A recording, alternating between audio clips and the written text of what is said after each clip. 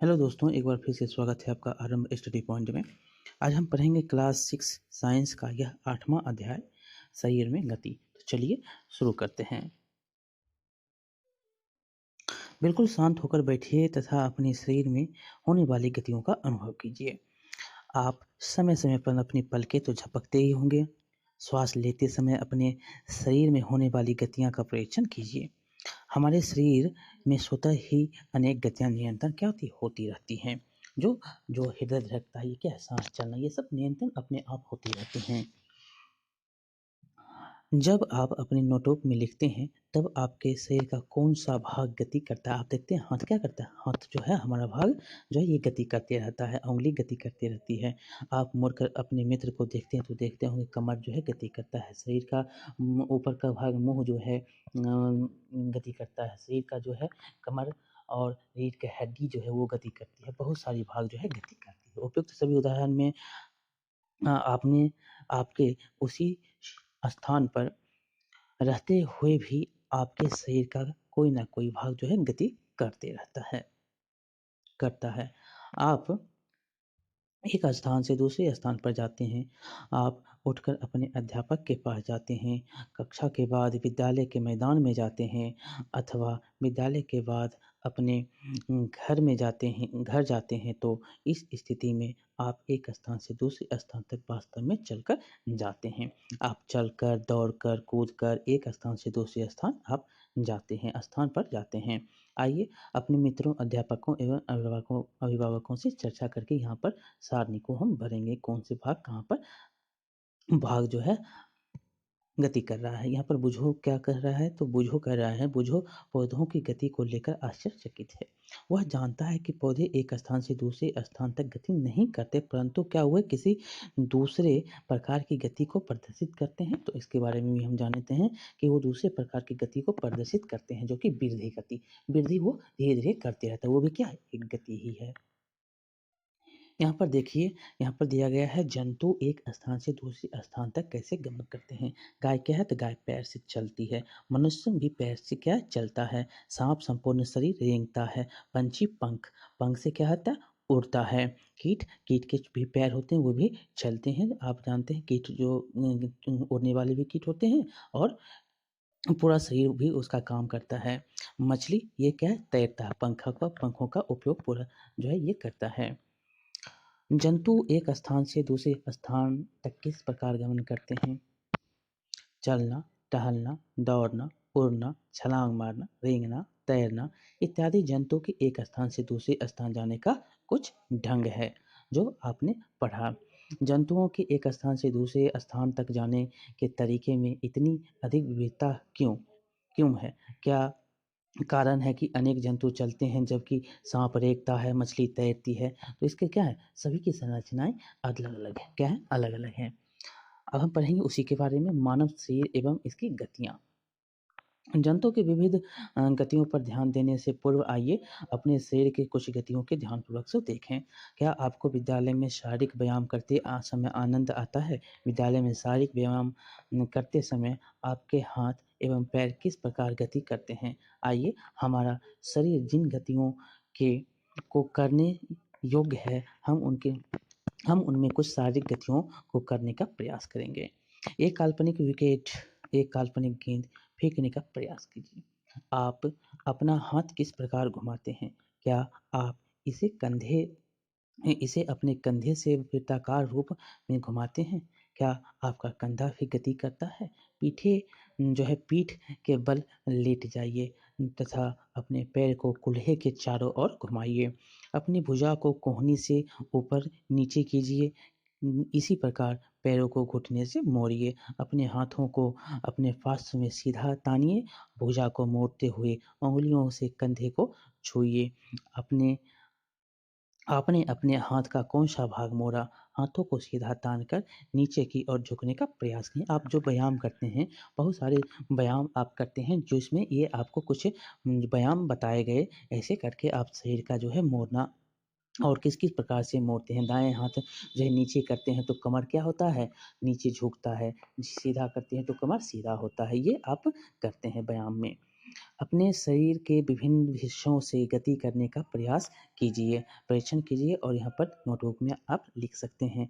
क्या कारण है कि आप अपने शरीर के कुछ अंगों को स्वतंत्र रूप से किसी भी दिशा में घुमा सकते हैं। आप जानते हैं फ्लेक्सिबल जो होता है हाथ क्या होता है? चारों तीन दिशा में आप घुमा सकते मतलब कि पूरा आप हाथ को घुमा सकते हैं, हाथ को गोल कर सकते हैं, एक हाथ को आप घुमाते हैं। हमारे शरीर की गतियाँ, तो इस गतियों को हम यहाँ पर देखेंगे, तो देखिए देखते हैं गर्दन देखिए पूर्णतः क्या होता है गर्दन आप पूरा घुमा सकते हैं, क्या ये पूरा घूम जाता है लेकिन पीछे की ओर नहीं घूमता है, अंशतः घूमता मुड़ता है, ये मुड़ता है, क्या है ये मुड़ता है, झुकता है तो इसको हम झुका भी सकते हैं, उठता है गति बिल्कुल नहीं करता, ये गति करता है। कलाई भी हम देखते हैं तो ये घूमता है, अंशतः घूमता है, मुड़ता है, झुकता नहीं है, उठता है, उठता भी नहीं है बिल्कुल, जो है गति ये भी गति करता है। उँगली भी देखते हैं तो गति करता है, आप इधर से उधर उँगलियों को करते रहते हैं। घुटने जो है घुटने भी क्या करता है तो आप पैर को मोड़ते हैं तो ये क्या है इसके भी गति होते हैं। एड़ी है, एड़ी का भी हम जो है व्यायाम करते हैं तो एड़ी का भी उपयोग करते हैं, चलते हैं तो आप देखते हैं कि एड़ी का भी बहुत बड़ा उपयोग होता है। पदांगुली है, पाँव के उँगली के बारे में बताता है, पाँव के उँगली का भी हम देखते हैं तो पट्टा अगर फोड़ते हैं, खींचते हैं तो इससे खट की आवाज़ आती है, तो ये भी गति करते हैं। सिर का भी जो है गति होता है, कोहनी का भी, भुजा का भी। तो भुजा क्या होता है? भुजा पूर्णतः मुड़ जाता है, जिसके बारे में आपको अभी ने बताया। हमने बताया कि जो आप हाथ पूरा घुमा लेते हैं तो ये क्या है? ये भुजा ही है जो पूर्णतः मुड़ जाता है।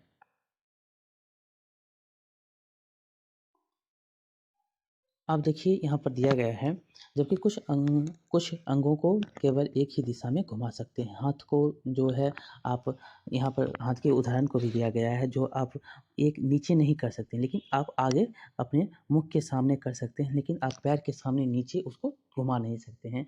ऐसे में क्या होगा? ये टूट जाएगा। इसके चित्र में दिखाया गया है कि कोहनी जो के मध्य में जो है यहाँ पर दिखाए गए हैं, कैसे पैर मोड़ने का प्रयास कीजिए। इसमें मोड़ने की या क्या आप मोड़ सकते हैं? तो ये मोड़ आप नहीं पाते हैं। क्या आप जो है क्या अब आप अपनी भुजा मोड़ पाते हैं? तो आप अगर बाँध देते हैं तो ये भुजा भी नहीं मुड़ाएगा। पीछे हम देख सकते हैं क्या लगा हुआ है, तो एक लकड़ी लगा दिए हैं और उस हाथ के पैमाने के और इसको मोड़ नहीं सकते हैं। क्यों? क्योंकि यहाँ पर ये सीधा हो गया है।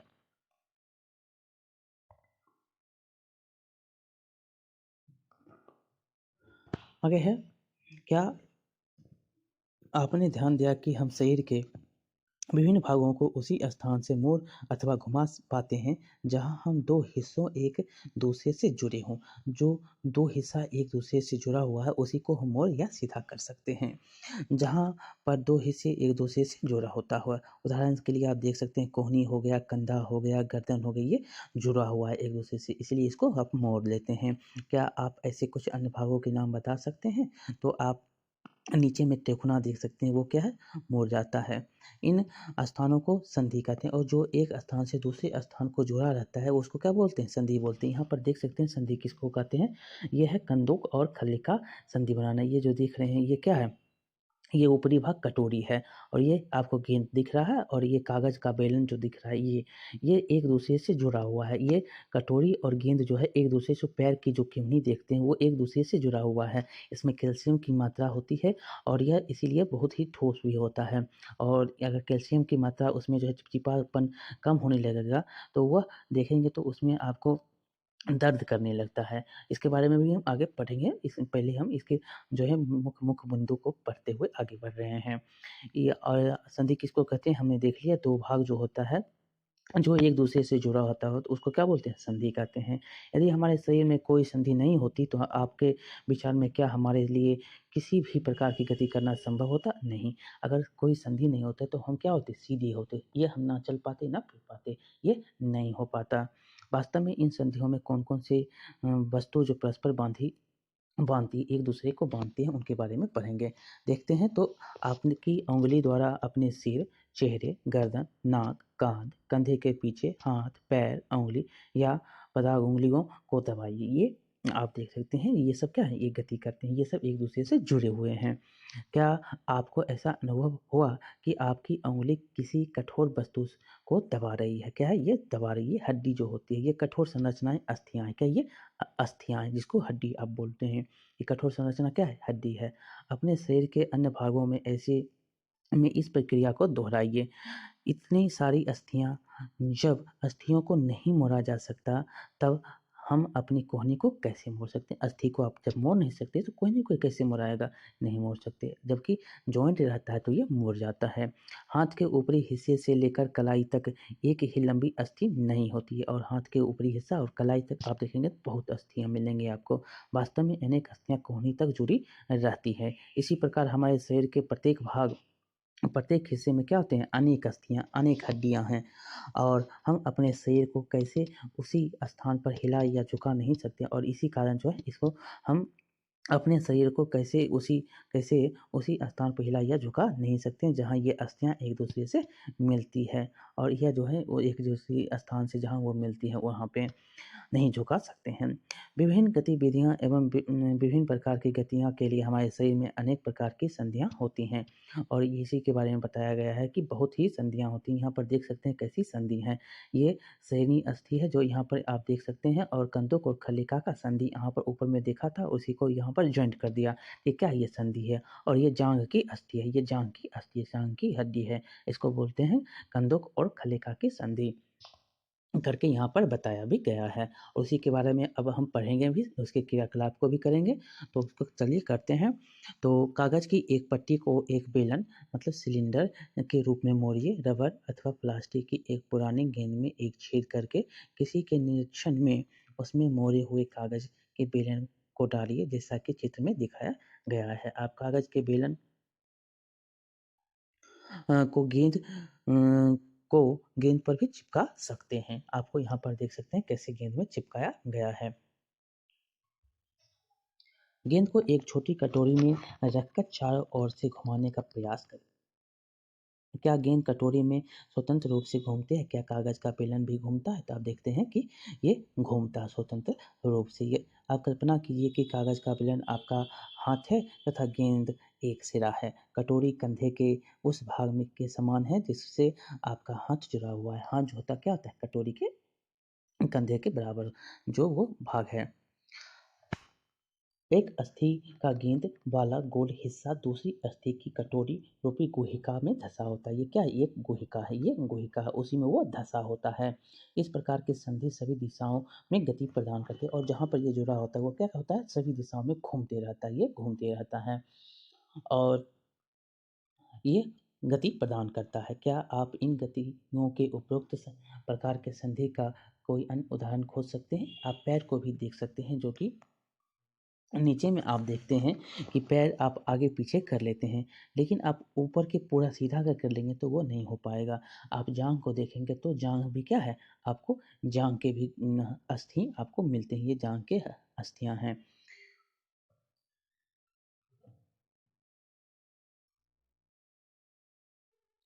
इस अनुभाग के प्रारंभ में शरीर के विभिन्न भागों को हमारे द्वारा दी गई गतियों का स्मरण करने के लिए कहता है। अब है धुराग्र संधि। अब धुराग्र संधि के बारे में पढ़ेंगे। गर्दन तथा सिर को जोड़ने वाली संधि क्या कहलाती है? गर्दन और सिर को जो जोड़ती है वो क्या कहलाती है? धुराग्र संधि कहलाती है। ये जो देख रहे हैं ये क्या है? धुराग्र संधि है। इसके द्वारा सिर को आगे पीछे एवं दाएं बाएं घुमा सकते हैं, और इसी से आप दाएं बाएं आगे पीछे करते हैं। इन गतियों को करने का प्रयास करने के लिए कहते हैं, यदि गति हमारे हाथ की उस गति से प्रकार किस प्रकार है जिसमें कंदुक कलिखा संधि द्वारा हाथ को पुनः वृत्ताकार रूप में घुमा सकते हैं। धुराग्र संधि में बेलनाकार अस्थि एक छल्ले में घूमते हैं। यहाँ पर देख सकते हैं धुराग्र संधि के बारे में बताया गया है, जिस प्रकार से यहाँ पर आपको बताया हमने कि यहाँ पर ये क्या है? धुराग्र संधि है, जो आप आगे पीछे दाएं बाएं कर लेते हैं अपने गर्दन को। अब है हिंज संधि। घर में किसी दरवाजे को बार बार खोलिए और बंद कीजिए। इसके कब्जों को ध्यानपूर्वक देखिए। यह दरवाजे को आगे पीछे और खुलने देता है। क्या करता है? आगे और पीछे की ओर खुलने देता है, इसीलिए इसको क्या बोलते हैं? हिंज संधि बोलते हैं। हिंज संधि आपको यहाँ पर दिखाया गया है, जो कि पैर के जो आप बैठते हैं तो पैर नीचे की ओर, ये जो क्या है? ये हिंज संधि है। हिंज संधि क्रियाकलाप में भी आपको बताया गया है कि आइए कब्जे की कब्जे की गति के प्रकार को देखने के लिए कहता है एक मोटे कागज़ का गत्ता और एक बेलन सिलेंडर बनाइए जैसा कि यहाँ पर दिखाया गया है। चित्र के अनुसार गत्ते का अथवा कागज़ के बेलन के मध्य में छेद करके एक छोटी पेंसिल लगाइए। गत्ते का एक और टुकड़ा लेकर उसको एक प्रकार मोड़िए और मोड़ मोड़िए कि यह आधा बेलन बन जाए, जिस पर दूसरे बेलन को सरलता से घुमाया जा सके। आधे बेलन पर रखा पूर्ण बेलन कब्जे की भांति है। पेंसिल लगे बेलन को चलाने का प्रयास कीजिए।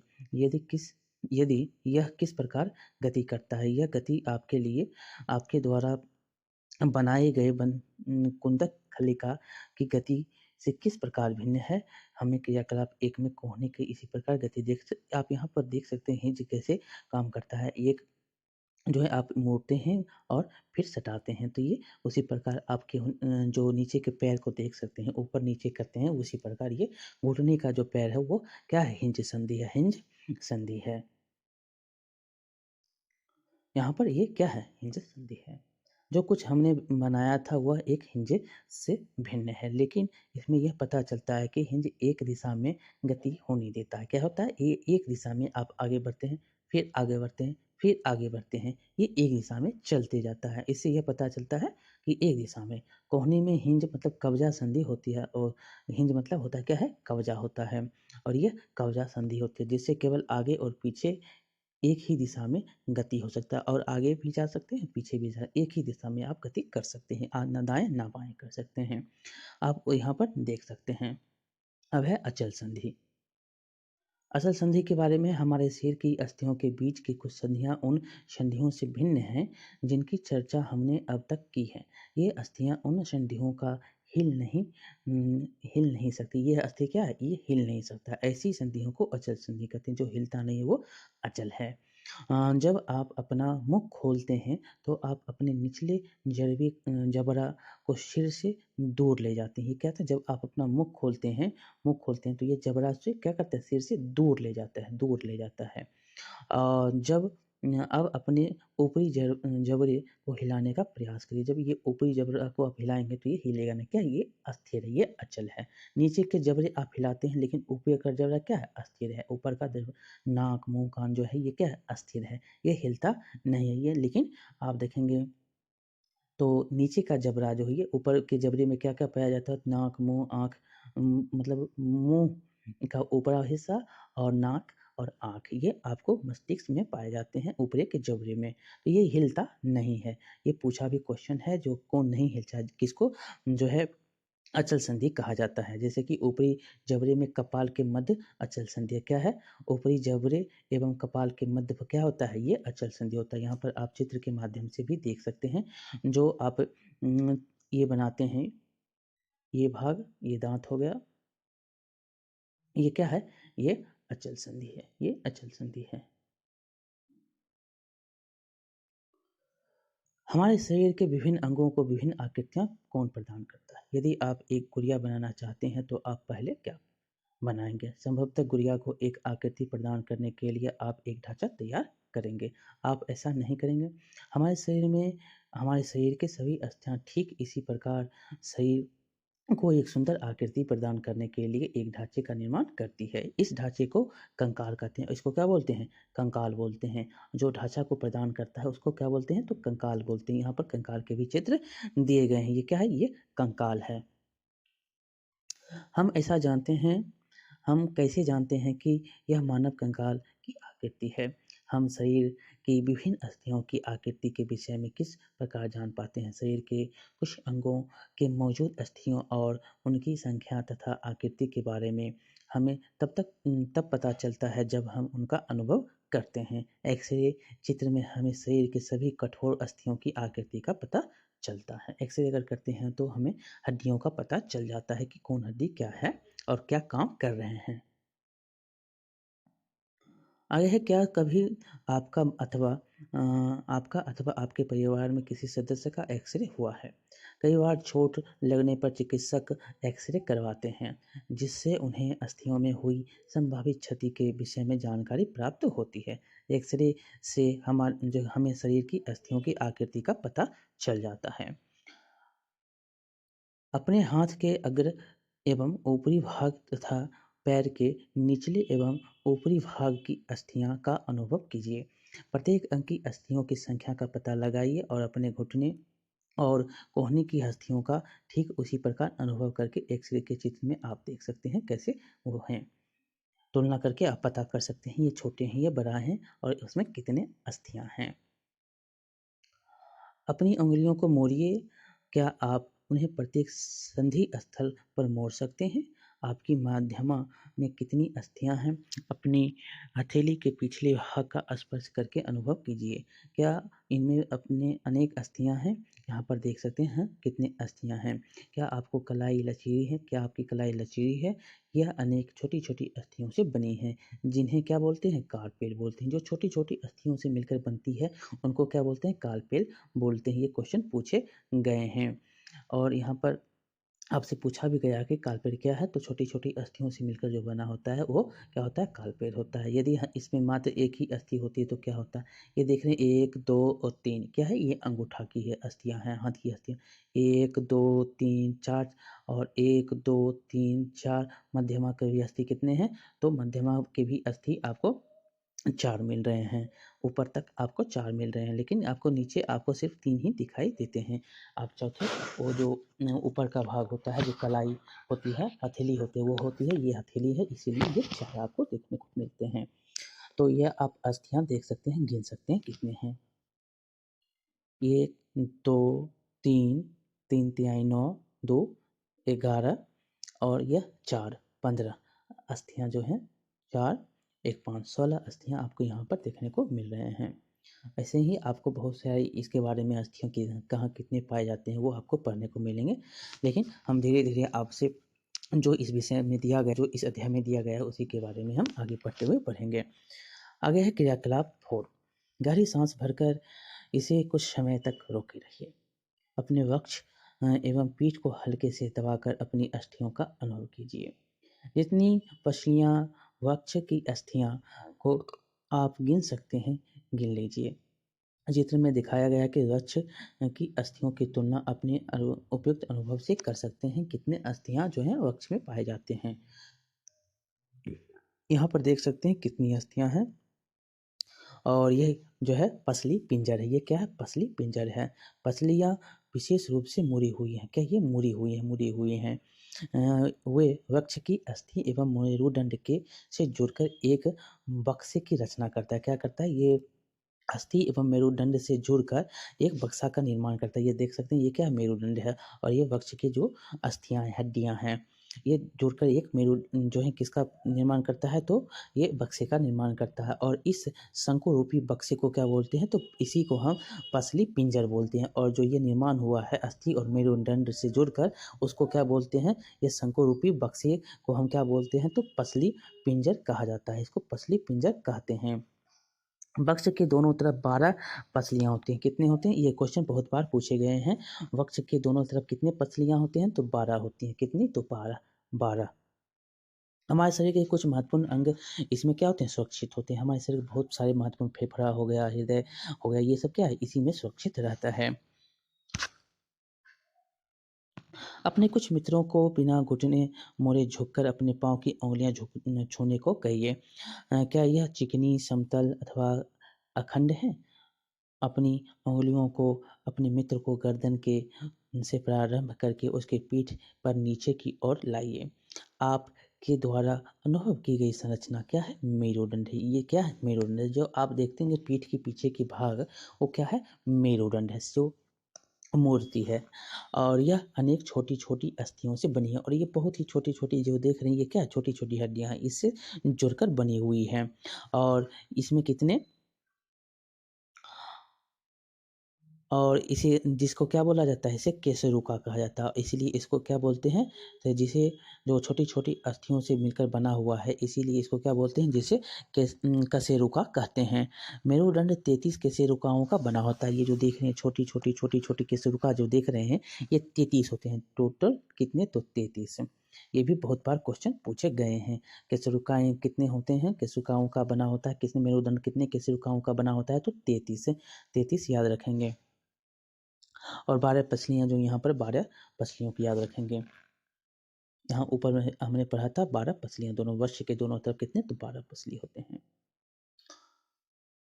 पसली पिंजर भी वक्ष क्षेत्र के इन जो है वक्ष क्षेत्र के इन अस्थियों से जुड़ा होता है और इनसे भी ये जुड़ा होता है। यदि मेरुदंड केवल एक ही अस्थि का बना होता तो क्या आपका मित्र नीचे झुक सकता? नहीं, वो नहीं झुक सकता था। ये बहुत ही बना होता है अस्थियों का, इसलिए वो झुक जाता है, कोई भी मनुष्य झुक जाता है। अपने मित्र को खड़े होकर हाथों से किसी भी दीवार को धक्का मारने के लिए कहिए। उससे कहिए कि वह अपने हाथों से दीवार पर धक्का लगाने का प्रयास करे। क्या आपको क्या आपको उसके कंधों के समीप 2 उभरी हुई अस्थियाँ दिखाई देती है? ये जो दिख रही हैं, यो 2 उभरी हुई अस्थियाँ, ये और ये क्या हैं? उभरी हुई अस्थियाँ हैं और इसीलिए इन्हें कंधों की अस्थियाँ कहते हैं और इसीलिए क्या कहते हैं इसको? कंधे की अस्थियाँ कहते हैं। ये कंधे की अस्थियाँ हैं। यहाँ पर ध्यानपूर्वक देख सकते हैं 8.13 में यहाँ पर ये देख सकते हैं श्रेणी अस्थियाँ। यहाँ पर यह संरचना श्रेणी अस्थियाँ हैं। यह बॉक्स के समान एक ऐसी संरचना बनाती है जो आपके आमाशय के नीचे पाए जाने वाले विभिन्न अंगों को रक्षा करता है। ये विभिन्न जो आमाशय के निचले भाग होते हैं उसकी रक्षा ये करता है। यह कुल्हे वाला जो है वह हिस्सा है जिससे आपके बैठते हैं और ये क्या है? कुल्हे वाला वह हिस्सा है जिसके सहारे आप बैठते हैं, ये वही हिस्सा है। यहाँ पर देख सकते हैं आपकी खोपड़ी अनेक अस्थियों के एक दूसरे से जुड़ने से बनता है और यह एक दूसरे के जुड़ने से बनता है हमारे खोपड़ी, मानव खोपड़ी। यह हमारे शरीर के अति महत्वपूर्ण अंग होते हैं। मस्तिष्क जो होता है क्या होता है? बहुत ही महत्वपूर्ण अंग होता है शरीर का। मस्तिष्क को परिवर्ध करने उसकी सुरक्षा करती है, परिवर्ध करके उसकी सुरक्षा करती है। हमें हमें अपने कंकाल हमने अपने कंकाल की बहुत सी अस्थियाँ तथा संधियों के बारे में चर्चा की। कंकाल के कुछ अतिरिक्त अंग भी हैं जो हड्डियों जितने कठोर नहीं होते हैं और जिन्हें मोड़ा जा सकता है, उनको क्या बोलते हैं? उपास्थि बोलते हैं। जैसे कान, कान क्या है? ये उपास्थि है, इनको मोड़ा जा सकता है, ये उतने मजबूत नहीं होते हैं। आप जानते हैं कान में 6 हड्डियाँ होती हैं, तो इसके बारे में हम आगे के अध्याय में आपको पढ़ने को मिलेगा। इसमें भी आपको बहुत कुछ देखने को मिलता है। तो क्या है? अपने कान को स्पर्श करने के लिए कहता है आप क्या आप किसी कठोर अस्थि भाग का अनुभव करते हैं जिसे मोड़ा जा सके?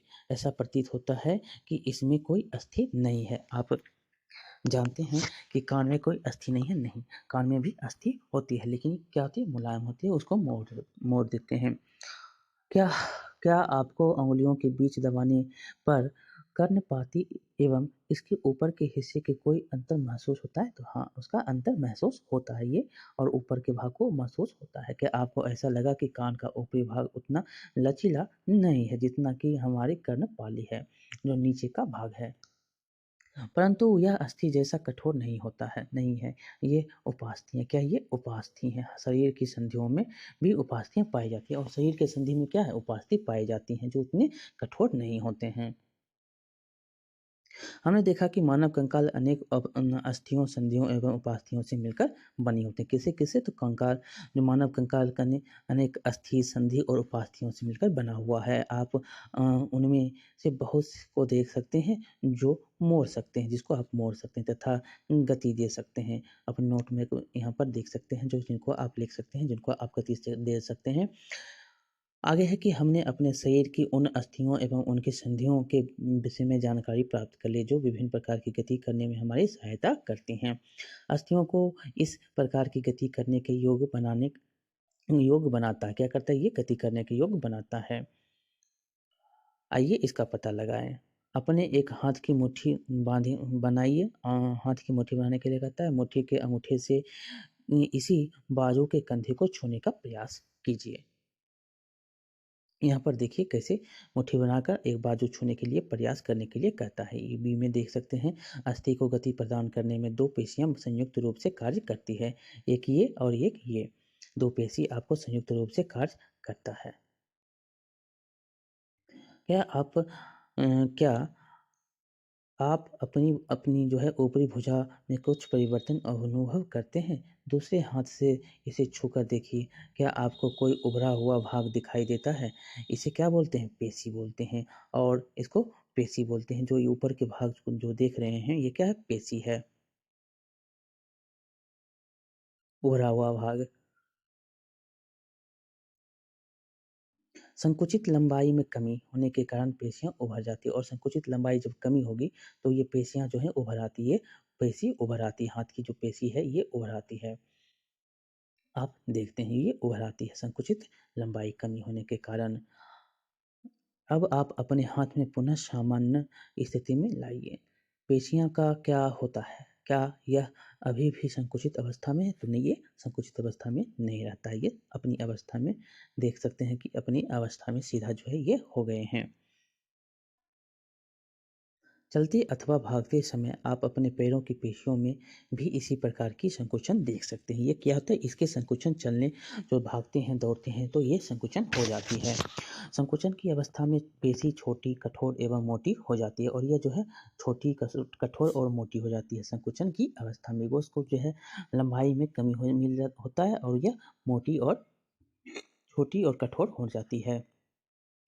और यह अस्थि खींचती है। क्या कहता है? ये अस्थि को खींचती है। किसी अस्थि को गति प्रदान करने के लिए दो पेशियों को संयुक्त रूप से कार्य करना होता है। जब दो पेशियों में से कोई एक सिकुड़ता है तो अस्थि उस दिशा में खींच जाती है। युगल की दूसरी पेशी शिथिल लंबाई से बढ़कर पतली हो जाती है और क्या होता है? ये पतली हो जाती है लंबाई से बढ़कर। अवस्था में आ जाती है। अस्थि को विपरीत दिशा में गति करने के लिए अब शिथिल पेशी सिकुड़कर अस्थि को अपनी पूर्व स्थिति में खींचती है। क्या करती है? ये खींचती है। पेशी केवल खींच सकती है, वह धक्का नहीं दे, और पेशी केवल क्या कर सकती है? खींच सकती है, वो धक्का नहीं दे सकती। एक अतः एक अस्थि को गति देने के लिए दो पेशियों की संयुक्त कार्य रूप से करना पड़ता है, करना होता है, संयुक्त रूप से कार्य ये करते हैं। आगे है, क्या गति के लिए हमेशा अस्थियां एवं पेशियों की आवश्यकता होती है? तो दूसरे जंतु किस प्रकार चलते हैं? क्या सभी जंतुओं में अस्थियां पाई जाती है? केंचुए अथवा केंचुए अथवा घोंघे में क्या होता है? आइए कुछ जंतुओं की गतियों के बारे में हम अध्ययन करें। अब जंतु के बारे में हम पता करेंगे क्या उनमें पाई जाती है। देखिए, जैसे जंतुओं की चाल। केंचुआ। बगीचे में चलते हुए एक केंचुए का निरीक्षण कीजिए। क्रियाकलाप 5 में है। इसे पकड़कर एक स्याही, चॉक, फिल्टर पेपर पर रखिए। इसकी गति का परीक्षण करने के लिए कहता है। इसके पश्चात केंचुए को एक कांच की पट्टी, टुकड़े, टाइल अथवा किसी चिकनी सतह पर रखिए हैं तथा इसकी गति का परीक्षण कीजिए। क्या यह गति पेपर पर केंचुए की गति से भिन्न है? ऊपर की दो सतहों में से किसी एक केंचुआ को आसानी से चलता है। क्या करता है? वो आसानी से चलता है। यहाँ पर केंचुए की चाल को देख सकते हैं, किस किस प्रकार ये केंचुए जो है चाल अपना बदल रहा है। यहाँ से देखिए, चलना शुरू किया, ऐसे करके चल रहा है। केंचुए का शरीर एक सिरे को दूसरे सिरे से सटाकर रखे गए अनेक छल्लों से बना प्रतीत होता है। क्या होता है? एक दूसरे से सटाकर ये बना हुआ प्रतीत होता है, एक दूसरे से सटा हुआ ये प्रतीत होता है। केंचुए के शरीर में अस्थियां नहीं होती। आपसे क्वेश्चन भी पूछा जाता है, केंचुए के शरीर में किसमें अस्थियां नहीं होती है? तो केंचुए के शरीर में अस्थियां, हड्डी नहीं होती है, परंतु इसमें पेशियां होती हैं। जो इसमें लेकिन पेशियां होती हैं जो सिकुड़ कर चलता है, और इसमें पेशियां होती है जो इसके शरीर को घटने और बढ़ने में सहायता करता है। और सिकुड़ने में, जो यहाँ पर घटने और बढ़ने में सहायता कौन करता है? तो पेशियां जो है इसकी सहायता करता है। लेकिन इसमें जो है हड्डी, केंचुआ में हड्डी नहीं होती। बहुत बार क्वेश्चन यहाँ से पूछे गए हैं। आगे, चलने के दौरान केंचुआ अपने शरीर के पश्च भाग को भूमि में जकड़े रहता है। क्या करता है? पश्च भाग को, पीछे के भाग को भूमि में जकड़ कर रखता है। इसके बाद वह अग्रभाग से भूमि को पकड़ता है और आगे के भाग से वो क्या करता है? भूमि को पकड़ लेता है और तथा पश्च भाग को स्वतंत्र कर देता है और फिर पीछे के जो भाग हैं उसको स्वतंत्र कर देता है और वो आगे बढ़ गया। इसके पश्चात शरीर को संकुचित करता है तथा पश्च भाग को आगे की ओर खींचता है। इससे वह जो है कुछ दूरी तक आगे बढ़ता है और इसके बाद जो है वो कुछ दूरी तक आगे बढ़ता है। केंचुआ इस प्रकार जो है इस प्रकार को बार बार दोहराते हुए मिट्टी को आगे बढ़ाता है। इसके शरीर में चिकने पदार्थ होते हैं जो इसे चलने में सहायता करता है, और इसके शरीर में क्या होता है, चिकना पदार्थ होता है जो इसको चलने में सहायता प्रदान करता है। यह क्या करता है, यह अपने शरीर के हिस्से को जमीन से किस प्रकार टिकाता है। तो आपने देखा था आगे के भाग और पीछे के भाग को, आगे जब चलता है तो पीछे की भाग को कस के पकड़ता है और आगे की भाग को कस के पकड़ता है, पीछे की भाग को छोड़ देता है। ये कैसे कैसे ऐसे ऐसे करके वो चलता है। इसके शरीर में छोटे छोटे अनेक शोक मतलब बाल जैसी आकृतियां होती हैं। ये शोक पेशियों से जुड़े होते हैं। ये शोक मिट्टी में उसकी पकड़ को मजबूत करता है, और क्या होता है, इसके शोक होते हैं और ये मिट्टी को पकड़ने में मजबूत जो है, इसको पकड़ने में मजबूती प्रदान करता है। केचुआ वास्तव में अपने रास्ते में आने वाले मिट्टी को खाता है, और ये क्या करता है, मिट्टी को ही खाता है। जो रास्ते में जो उसकी मिट्टी आती है उसको खाता है। उसका शरीर अनपचे पदार्थ को बाहर निकाल देता है और वह जो नहीं पचता है वो बाहर निकल जाता है। केचुए द्वारा किया गया यह कार्य मिट्टी को उपजाऊ बनाता है। आप जानते हैं कि केचुआ मिट्टी के लिए कितने फ़ायदेमंद है, जिससे पौधा का क्या होता है, फ़ायदा होता है। और आपको केचुए सरकार के द्वारा भी दी जाते हैं, जो कार्बनिक खेती होती है, जो आपको बनाने के लिए कहता है, जो आप करते हैं खेती, वो आप केचुए के माध्यम से करते हैं, ताकि केचुए से जो मल-मूत्र मल निकलते हैं, जो वो बाहर निकालता है खाकर, उससे क्या होता है, फ़ायदा होता है, उपजाऊ होता है मिट्टी, फ़ायदा होता है किसान को। अब आगे है घोंघा। घोंघा के बारे में पढ़ेंगे। किसी बगीचे में एक घोंघे का अवलोकन कीजिए। क्या आपने इसकी पीठ पर गोल संरचना देखी है? इसे कवच कहते हैं। क्या कहते हैं? इसको कवच कहते हैं। इसको क्या कहते हैं? कवच कहते हैं। और यह घोंघे का बाह्य कंकाल है, और घोंघे में क्या होता है, बाह्य कंकाल होता है। बाह्य कंकाल होता है, जैसे मानव शरीर में अंदर का कंकाल है, उसी प्रकार ये बाहर का कंकाल होता है। परंतु यह अस्थियां का बना नहीं होता, लेकिन इसमें भी हड्डी नहीं होती है। ये बाह्य कंकाल है, लेकिन इसमें भी हड्डी नहीं है। यह कवच एकक होता है। यह एकल और एकक होता है, और यह घोंघे को चलने में कोई सहायता प्रदान नहीं करता। और यह जो है घोंघे के चलने में कोई सहायता प्रदान नहीं करता है। जो बाहरी कवच होता है, वो कंकाल जो है, वो घोंघे को चलने में कोई सहायता प्रदान नहीं करता है। यह घोंघे को के साथ खींचता चला जाता है और खींचता जाता है, और ये घोंघा जैसे जैसे जाएगा, ये भी आगे पीछे पीछे उसके साथ जो है खींचते हुए चला जाएगा। ये घोंघा है। घोंघे को कांच की पट्टिका पर रखकर इसका परीक्षण करने के लिए कहता है। जब यह चलना प्रारंभ करे तो सावधानी से कांच की पट्टिका को अपने हाथ से अपने सिर से उठाकर कांच के नीचे की ओर उससे चलने के ढंग को परीक्षण कर सकते हैं। कैसे, ये नीचे के भाग को आप देखेंगे तो ये कैसे चलता है। कवच का छेद खुलने पर अपने आपने उससे एक मोटी मांसल संरचना एवं सिर बाहर आते देखा। मोटी संरचना उसका पाद मतलब पैर है। जो मोटी संरचना है वो क्या है, उसका पैर है, जो दीर्घ पेशियों का बना होता है। अब सावधानीपूर्वक कांच की प्लेट को एक और थोड़ा सा झुकाइए। पाद मतलब पैर की लहरदार गति को दिखाई देती है। यह घोंघे की गति केंचुए की गति से तीव्र अथवा धीमी। तो आप देखेंगे तो ये क्या होती है, तीव्र होती है। केंचुए की गति से ये घोंघा की गति क्या है, तीव्र थोड़ी होती है। अब है तिलचट्टा। तिलचट्टा के बारे में भी पूछा जाता है, बहुत बार यहाँ से क्वेश्चन बनते हैं। इसको कॉकरोच भी बोलते हैं। किसी कॉकरोच या तिलचट्टा का परीक्षण करने के लिए कहता है। जमीन तिलचट्टा जमीन पर चलता है, दीवार पर चढ़ता है और वायु में उड़ता भी है। तीनों काम ये करते हैं। दीवार पर चढ़ता है, जमीन पर चलता है, वायु में उड़ता भी है। इनमें तीन जोड़ी पैर होती है। इसमें क्या होते हैं, तीन जोड़ी पैर होती है। कितने बार ये क्वेश्चन पूछा भी गया है कि तिलचट्टे में कितने जोड़ी पैर, तो तीन जोड़ी पैर इसमें होते हैं, जो चलने में इसकी सहायता करते हैं। इसका शरीर कठोर बाह्य कंकाल द्वारा ढका होता है। ये जो देख रहे हैं ये क्या है, बाह्य कंकाल द्वारा ये ढका हुआ है। यह बाह्य कंकाल विभिन्न एककों की परस्पर संधियां द्वारा बना होता है। ये इसे विभिन्न संधियों द्वारा ये बना होता है, जिसका कारण गति जो है इसके जिसके कारण गति संभव हो पाती है, जिसके कारण इसमें जो है गति संभव हो पाती है। देखते हुए कि तिलचट्टा बहुत तेजी से आपको चलते हुए दिखाई देता है। वृक्ष के दोनों वृक्ष से दो जोड़े पंख भी जोड़े होते हैं। वृक्ष से जो है दो जोड़ा पंख जुड़ा होता है इसके, और अगले पैर संकरे और पिछले पैर चौड़े एवं बहुत पतले होते हैं। अगला पैर जो है सकरा होता है और पीछा का पैर जो है चौड़ा और पतला होता है। तिलचट्टे में विशिष्ट पेशियाँ होती हैं। पैर की पेशियाँ उन्हें चलने में मदद करती हैं। क्या करती है? वो चलने में सहायता करती है पैर की पेशी। वक्ष की पेशियाँ तिलचट्टे के उड़ने के समय उसके पैरों को गति देती है। क्या करती है? वक्ष की पेशियाँ तिलचट्टे के उड़ने के समय जो है उसके पैरों को गति प्रदान करती है। आगे हम पढ़ेंगे तो पंछी। पंछी के बारे में है। पंछी हवा में उड़ते हैं तथा भूमि पर चलते हैं। बत्तख तथा हंस जैसे कुछ पंछी जल में तैरते भी हैं। पंछी इसलिए उड़ पाते हैं क्योंकि उनका शरीर उड़ने के लिए अनुकूलित होता है। उनकी अस्थियों में वायु प्रकोष्ठ होते हैं। वायु प्रकोष्ठ होता है जिनके कारण उनकी अस्थियां हल्की परंतु मजबूत होती हैं, और ये हल्की होती है और मजबूत भी होती है। पश्चपाद मतलब पैर जो होती है, पैर की अस्थियां चलने एवं बैठने के लिए अनुकूलित होती है।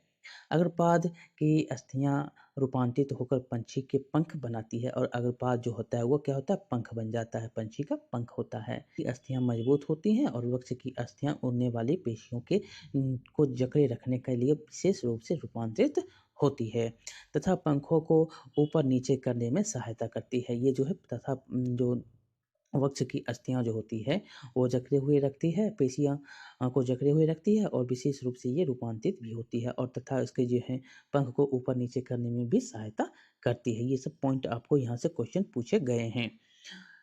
पंछी के बारे में ये देख सकते हैं, पंछी के पैर, और ये जो है ऊपर का पैर जो है क्या है? पंख के समान काम करता है। ये वृक्ष है, यहाँ पर देख सकते हैं जकड़े हुए रखता है। अब मछली। मछली क्या है? कागज पे यहाँ पर देख सकते हैं नाव बनाने के लिए कहता है, और इस प्रक्रिया को आप देखिए करते कीजिए, और धीरे-धीरे इसको देखिए कैसे ये किया गया है। जल जो है क्या यह जल पर आगे की ओर तेज़ी से जाती है। ये जो देख रहे हैं नाव, आप देख सकते हैं नाव से खेलना, बच्चे जो है नाव से खेलते भी हैं। नुकीला भाग जो है आगे की ओर, और ये जो आप आगे नाव में देखते भी होंगे कि नुकीला भाग क्या होता है? आगे होता है, और वह गति भी करता है। अब नाव को दोनों सिरों से पकड़कर इस प्रकार धक्का दीजिए कि वह चौड़ी और से जल में जाए। क्या इस प्रकार नाव जल में सरलता से चल सकती है? तो ये सरलता से आप देखेंगे तो ये नाव जो है चलती हैं। इसके भाग जो होते हैं नुकीला, आगे के भाग को क्या होते हैं? नुकीले होते हैं, पीछे के भाग क्या होते हैं? नुकीले होते हैं। क्या आपने ध्यान दिया कि नाव की आकृति काफ़ी सीमा तक मछली जैसी क्या होती है? मछली के जैसी होती है। जैसे यहाँ पर देख सकते हैं नुकीला भाग, पीछे भी क्या? नुकीला भाग। मछली का सिर एवं पूँछ उसके मध्य भाग की अपेक्षा क्या होता है? पतला एवं नुकीला होता है। शरीर की ऐसी आकृति धरारेखीय कहलाती है, और जो आगे का भाग और पीछे का भाग पतला एवं नुकीला होगा, और ऐसी आकृति को क्या बोलते हैं? धारारेखीय आकृति भूरेखीय कहलाती है। ये आकृति कैसी कहलाती है? तो धारारेखीय आकृति कहलाती है। इसकी विशेष आकृति के कारण जल इधर-उधर बहकर निकल जाता है, और मछली जल में सरलता से तैर सकती है। मछली का कंकाल दीर्घ पेशिये से ढका रहता है, और ये दीर्घ पेशिये से मजबूत पेशिये से ढका रहता है। तैरने की प्रक्रिया में शरीर का अग्रभाग एवं एक और मुड़ जाता है, और जो है तथा पूँछ विपरीत दिशा में जाती है। क्या होता है? पूँछ आगे का भाग मुड़ जाता है, और पूँछ क्या होता है? विपरीत दिशा में जाता है। और मछली के यहाँ पर चित्र के अनुसार दिखाया गया है कि शरीर को मोड़ती है तो तीव्र से उसकी पूँछ दूसरी दिशा में मुड़ जाती है। ये देखिए मुड़ रही है तो ये तीव्र क्या होता है? पूँछ दूसरी दिशा में मुड़ जाती है। अब ये देखिए आगे गई तो ये पीछे की ओर मुड़ जा रही है। इससे एक झटका सा लगता है और मछली आगे की ओर चली जाती है। इस प्रकार के क्रमिक ताल से मछली आगे की ओर तैरती रहती है। पूँछ के पंख इस कार्य में सहायता प्रदान करता है, और क्या करता है? पूँछ के जो पंख होते हैं इस कार्य में उसकी सहायता प्रदान करता है। यहाँ पर देख सकते हैं मछली की गति कैसे है। यहाँ पर जो है आगे बढ़ रही है तो ये पीछे की ओर फिर गया, फिर थोड़ा आगे आया, फिर ये देख सकते हैं पीछे की ओर जाता है, फिर पीछे की, और पंख जो है पीछे का पूँछ जाता है। मछली के शरीर पर आगे और उम, मछली के शरीर पर और भी पंख होते हैं जो तैरते समय जल में संतुलन बनाए रखने एवं दिशा निर्धारित करने में सहायता करते हैं। क्या आपने कभी ध्यान दिया है कि गोताखोर अपने पैरों में इन पंखों की तरह के विशिष्ट अरित्र फ्लिपर पहनते हैं जो उन्हें जल में तैरने में सहायता करते हैं। सर्प कैसे चलते हैं? तो क्या आपने साँप को फिसलते हुए आगे बढ़ते देखा है? क्या वह सीधा चलता है? तो नहीं, वो सीधा नहीं चलता है। वो आप नदी के समान जो है आप देखते होंगे नदी कैसे साँप के समान होता है या साँप के समान आप नदी यहाँ पर नदी का भी यहाँ पर उदाहरण दिया जाता है जो साँप के समान होते हैं। उसी प्रकार यहाँ पर देख सकते हैं ये भी क्या होता है एक सीधे में नहीं चलता है। तो कैसे चलता है तो इसके बारे में पढ़िए। सर्प का जो है मेरुदंड लंबा होता है। शरीर की पेशियाँ क्षीण एवं असंख्य होती हैं। वे परस्पर जुड़ी होती है। ये पेशियाँ जो होती हैं एक दूसरे से जुड़े होते हैं। चाहे वे दूर ही क्यों ना हो, पेशियाँ मेरुदंड, पसलियाँ एवं त्वचा को भी एक दूसरे से जोड़ती है। क्या करती है? तो पेशियाँ मेरुदंड, पसलियाँ एवं त्वचा को एक दूसरे से जोड़ देता है। सर्प का शरीर अनेक वलय में मुड़ा होता है और यह क्या होता है? बहुत ही वलय में मुड़ा होता है। इसी प्रकार सर्प का प्रत्येक वलय उसे आगे की ओर ढकेलता है और इसका जो है प्रत्येक वलय जो है वो आगे की ओर इसको ढकेलता है। इस सर इसका शरीर अनेक पल्ले बनता है और इसको आगे की ओर ढकेलता है। इस कारण जो है सर्प बहुत तेज़ी से गति करने में गति करता है और आगे वह चलता है परंतु सरल रेखा में नहीं चलता है। लेकिन ये सरल रेखा में नहीं चलता है, वो ऐसे करके चलता है। हमें विभिन्न जंतुओं की गति करने वाले अस्थियों एवं पेशियों के बारे में यहाँ पर जानकारी प्राप्त की। पहेली एवं बूझों के पिटारे में विभिन्न जंतुओं की गतियों के बारे में संबंधित अनेक प्रश्न हैं। इसी प्रकार आपके मस्तिष्क में भी अनेक प्रश्न उभर रहे होंगे।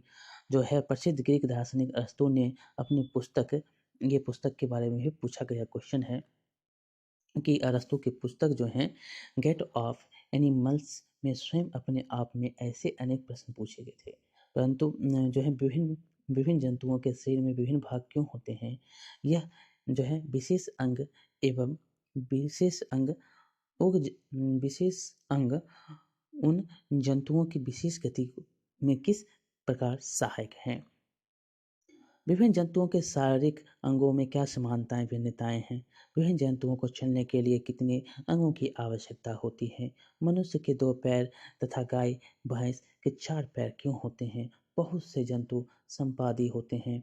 संपादी क्यों हैं? हमारे पैरों के मुड़ने का ढंग हमारे शरीर की तुलना में क्यों अलग अलग क्यों है? इतने अधिक प्रश्न। संभवतः अपने क्रियाकलापों द्वारा हमने कुछ प्रश्नों के उत्तर प्राप्त करने का प्रयास किया। हमने बहुत सारे प्रश्नों का इसमें उत्तर का जो है दिया है इस प्रश्नों का उत्तर। आगे है बेहतर जीवन के लिए योग। आप जानते हैं बेहतर जीवन के लिए योग क्या है? बहुत ही ज़रूरी है। यहाँ से भी क्वेश्चन आपको पूछे जाते हैं। बहुत बार यहाँ से क्वेश्चन पूछे गए हैं। आप देख सकते हैं जो क्वेश्चन पूछे गए हैं इस प्रकार हैं। योग प्राचीन भारतीय परंपरा का एक क्या है? अमूल्य उपहार है। संयुक्त राष्ट्र द्वारा 21 जून को अंतर्राष्ट्रीय योग दिवस के रूप में घोषित किया गया है। ये बहुत बार क्वेश्चन पूछा गया है कि अंतर्राष्ट्रीय योग दिवस कब मनाया जाता है? तो 21 जून को। 21 जून आपको याद रखना है, यहाँ पर अंतर्राष्ट्रीय योग दिवस के रूप में बनाया जाता है। योग व्यक्ति को स्वस्थ रखता है। यह मेरुदंड को सीधा रखने में मदद करता है, जिससे आप सीधे बैठते हैं, झुक कर नहीं। योग की कई मुद्राएं ऐसी हैं जिसमें आप स्वयं का वजन उठाते हैं, जिससे अस्थियां मजबूत होती हैं और ऑस्टियोपेरो पोरोसिस से बचाती है। यह जोड़ों के दर्द को कम करती है, जो अधिकतर बुजुर्ग लोगों में देखा जाता है। इससे शरीर की सभी मांसपेशियां सक्रिय रहती हैं। इससे हृदय भी स्वस्थ रहता है, जिससे वह अधिक दक्षता से कार्य करता है। कुछ योग आसन ऐसे हैं जिससे एक प्रशिक्षित व्यक्ति की देखरेख में किया जाना चाहिए। इस प्रकार ये अध्याय जो है समाप्त होता है। प्रमुख शब्द को हम देख लेंगे, जैसे मेरुदंड हो गया, कुंदक खलिका संधि, सुख हो गया, उपास्थि गुहिका अचल संधि, जंतुओं की चाल, हिंज संधि, पेशी, बाह्य कंकाल, श्रेणी अस्थियां, धुराग संधि, पेसली, पिंजर, कंधे की अस्थियां, कंकाल और धारा रेखीय। सारांश में देखेंगे, सारांश में आपने जो अभी तक पढ़ा है उसका कुछ सारांश दिया गया है। इससे भी आप कुछ समझ सकते हैं। जो उसमें आपने एक लाइन में आप जितने भी क्वेश्चन का आंसर ऊपर में दिया गया है, जो भी आपको थ्योरेटिकल बताया गया है, उसके जो है सारांश कुछ यहाँ पर दिए गए हैं। जो अस्थि एवं उपास्थि मानव कंकाल बनाते हैं। क्या करते हैं? अस्थि एवं उपास्थि मानव कंकाल बनाते हैं। यह शरीर का पिंजर बनाता है और इसे एक आकृति भी देता है। कंकाल चलने में सहायता करता है, सहायक है और आंतरिक भागों की सुरक्षा करता है। मानव कंकाल खोपड़ी, मेरुदंड, पसलियाँ, पक्ष की अस्थि, कंधे एवं श्रेणी, मेखला तथा हाथ एवं पाँव की अस्थियों से बनता है। पेशियों के जोड़े के एकांतर क्रम में सिकुड़ने एवं फैलने से अस्थियां गति करती है। अस्थियों की संधियां अनेक प्रकार की होती है। यह उस संधि की प्रकृति एवं गति की दिशा पर निर्भर करता है। पंछियों की दीर्घ पेशियां तथा हल्की अस्थियां मिलकर उन्हें उड़ने में सहायता करती है। ये पंखों को फड़फड़ा कर उड़ते हैं। मछली शरीर के दोनों ओर एकांतर क्रम में वलय बनाकर जल में तैरती है। सर्प अपने शरीर के दोनों ओर एकांतर क्रम में वलय बनाते हुए भूमि पर वलयाकार गति करता हुआ आगे की ओर फिसलता है। बहुत सारी अस्थियां एवं इस उससे जुड़ी पेशियां शरीर को आगे की ओर धक्का देती है। तिलचट्टे का शरीर तिलचट्टे का जो शरीर होता है, शरीर एवं पैर कठोर जो है आवरण से ढके होते हैं, जो बाह्य कंकाल बनाता है। वृक्ष की पेशियां 3 जोड़ी पैरों एवं 2 जोड़ों पंखों से जुड़ी होती हैं, जो तिलचट्टे को चलने एवं उड़ने में सहायता प्रदान करती है। केंचुए की गति की पेशियों को के बारी-बारी से विस्तरण एवं संकुचन से होती है। शरीर के सतह पर शुक केंचुए को भूमि पर पकड़ बनाने में सहायक है। घोंघा पेशिया पाद की सहायता से चलता है। ये सब हमने इसके सारांश को पढ़े। यहाँ पर बहुत सारे क्वेश्चन भी हैं। क्वेश्चन 4-5 क्वेश्चन हैं, उसको हम देख लेते हैं, जो कि बहुत ही महत्वपूर्ण है। अभ्यास है। पहला क्वेश्चन क्या है? तो रिक्त स्थान की पूर्ति करने के लिए कह रहा है। तो अस्थियों की संधियां शरीर को डैश में सहायता करती है। तो किस में करती है? तो गति में यह सहायता प्रदान करती है। और दूसरा है अस्थियां एवं उपास्थि संयुक्त रूप से शरीर का डैश बनाते हैं। क्या बनाते हैं? तो ये कंकाल बनाते हैं। आगे है क्या? कोहनी की अस्थियां डैश संधि द्वारा जुड़ी होती है। किससे? कब्जेदार। आपने पढ़ा था, जो कब्जा होता है उससे ये जुड़ा होता है। घ है कि गति करते समय डैश के संकुचन से अस्थियां खींचती है। किससे? तो पेशी से जो है अस्थियां खींचती है। आप जानते हैं पेशियां उभरती भी हैं। अगर उसका कम स्थान मिलेगा तो क्या होगा? वो उभरेगा। निम्न कथनों को के आगे जो है सत्य टी अथवा असत्य एप को इंगित कीजिए। तो आप यहाँ पर कर सकते हैं ऐसे। पहला है कि सभी जंतुओं की गति में एवं चलन बिल्कुल एक समान होती है। ये सही है? तो ये नहीं सही है। सभी के क्या है? कोई उड़ता है, कोई चलता है, कोई दौड़ता है। उपास्थि अस्थि की उपेक्षा कठोर होती है। क्या होती है? ये गलत है। ये क्या है? तो उपास्थि अस्थि की अपेक्षा क्या होती है? कमजोर होती है। अंगुलियों की अस्थियां में संधि नहीं होती। क्या होती है? अंगुलियों की अस्थियां में संधियां नहीं होती। ये गलत है, ये होती है। अग्रभुजा में 2 अस्थियां होती है। अग्रभुजा में 2 अस्थियां होती है, तो हाँ, अग्रभुजा में 2 अस्थियां होती है। आप आगे की भुजा में देखेंगे तो 2 अस्थि आपको हाथ में मिल जाती हैं। रहा है कि तिलचट्टों में बाह्य कंकाल पाया जाता है। ये भी आप पढ़े हैं, तो अभी पढ़े ही हैं कि इसमें बाह्य कंकाल पाए जाते हैं। अब मिलान करने के लिए कहता है, तो ऊपरी जबड़ा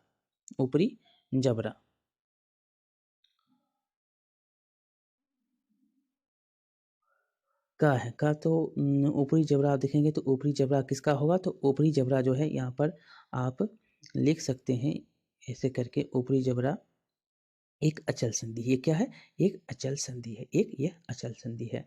मछली क्या होगा? तो मछली जो है यह एक क्या है? मछली आपको ऊपर नीचे में देख सकते हैं। मछली को लेकर चलेंगे तो मछली एक क्या है? का धारा रेखीय होता है। इसका शरीर कैसा होता है? धारा रेखीय होता है। पसलियाँ क्या है?